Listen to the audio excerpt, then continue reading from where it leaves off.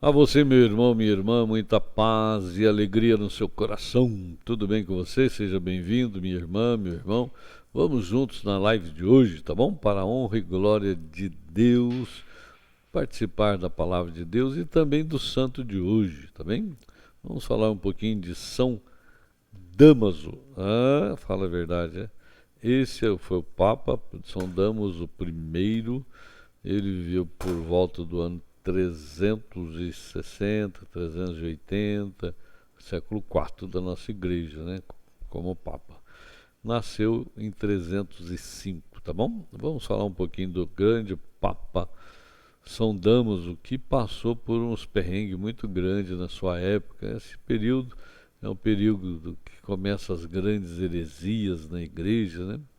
Período difícil, muito complicado, problema com o imperador, problema com a parte civil. Ó, tinha que ser o homem fera mesmo, né? Mas sabe como é que é, né? O Espírito Santo sempre vem e faz a obra de Deus, tá bom? Vamos rezar? Em nome do Pai, do Filho e do Espírito Santo. Amém.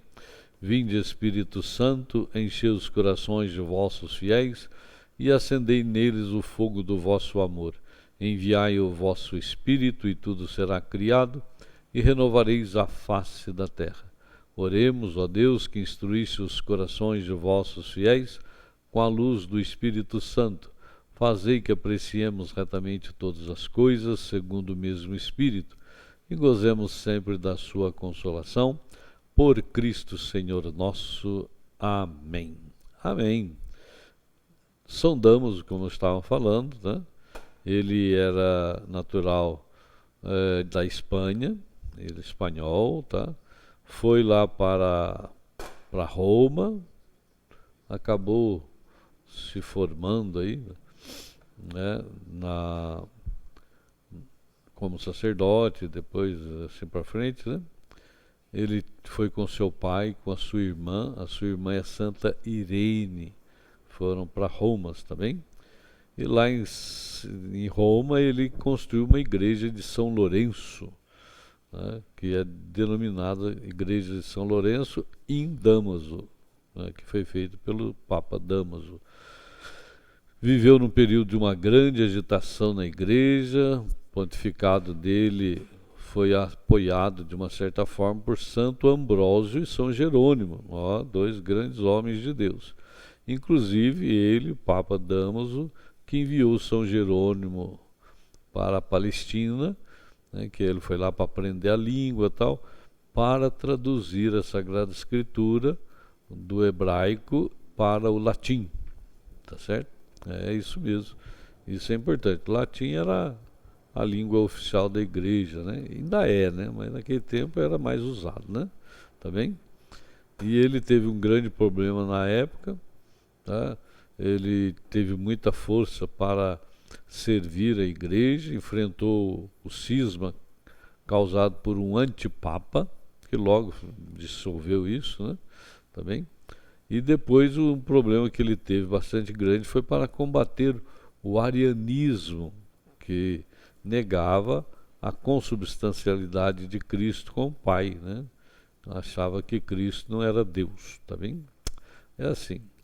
O imperador Teodósio não se encontrou nele um indomável mestre moral, como Santo Ambrósio, encontrou um papa que afirmou sempre com serena firmeza a autoridade da sé apostólica. Isso é um ponto fundamental, né? Porque o imperador e o papa ficavam muitas vezes degladiando, o imperador querendo passar por cima da igreja, etc. Tal, né?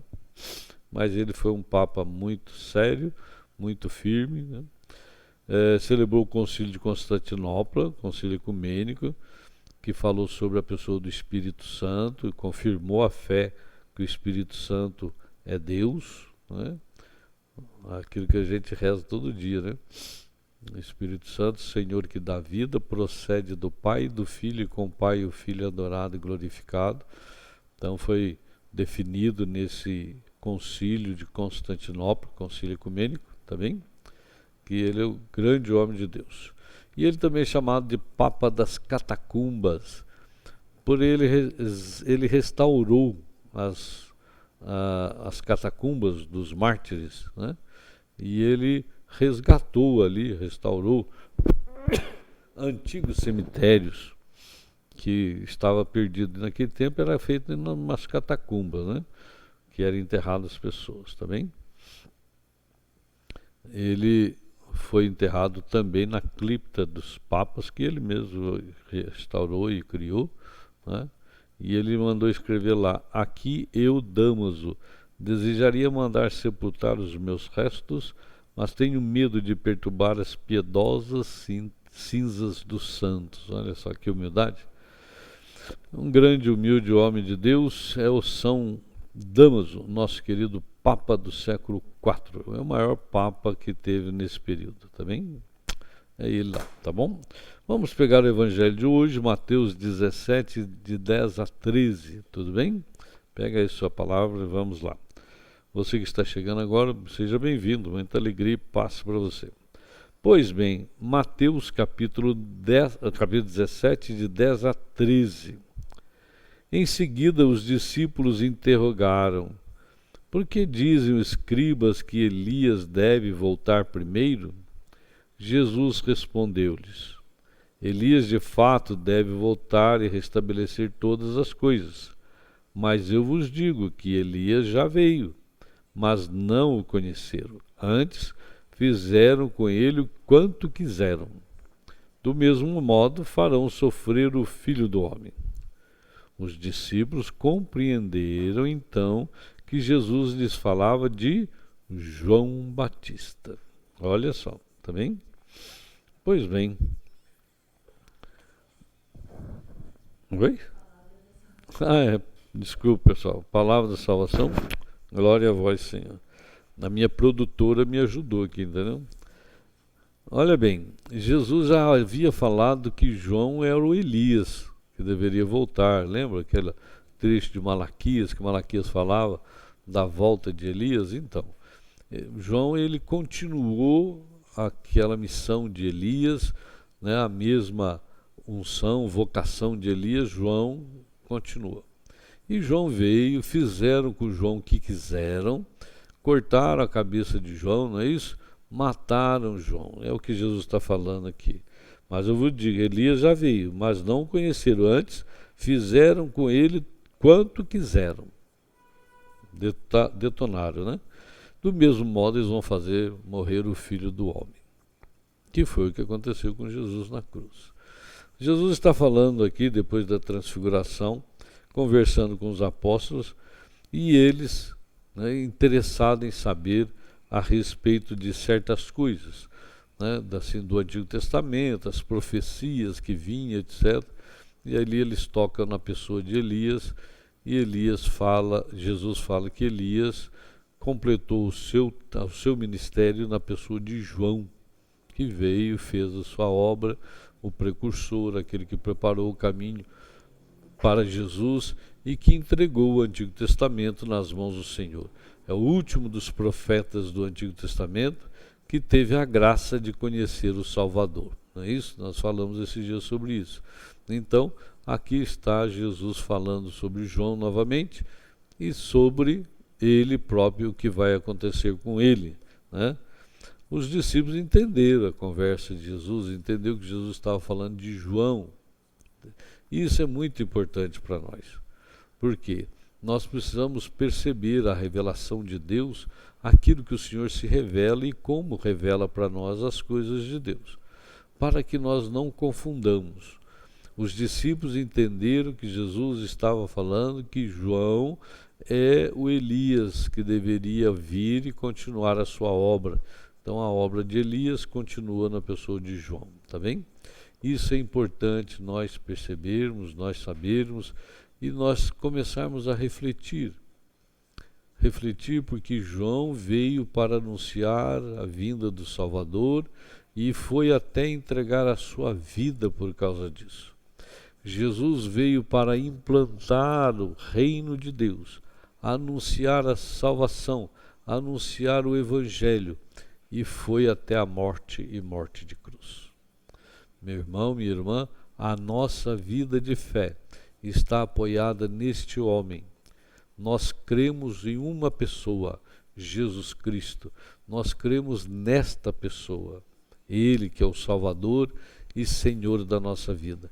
Então, quando nós olhamos para a obra de Jesus e nós aceitamos como nosso Salvador, como nosso Senhor, nós estamos inseridos no caminho do Senhor, sob a ordem de Jesus, vocacionados a Deus para a missão da nossa vida.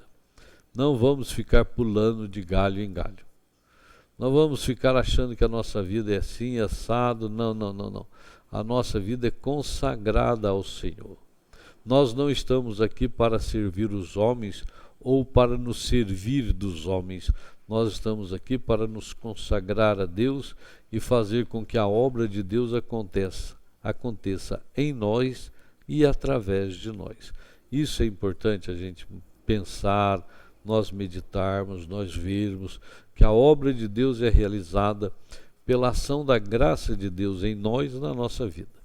Olha o Papa Damaso, saiu lá da Espanha, foi para Roma, se tornou Papa, fez um trabalho excelente na igreja, né? Traduziu através de São Jerônimo a Bíblia do hebraico para o latim, implantou na igreja um trabalho muito sério na parte litúrgica, na parte da comunhão com as paróquias, etc., na formação do clero.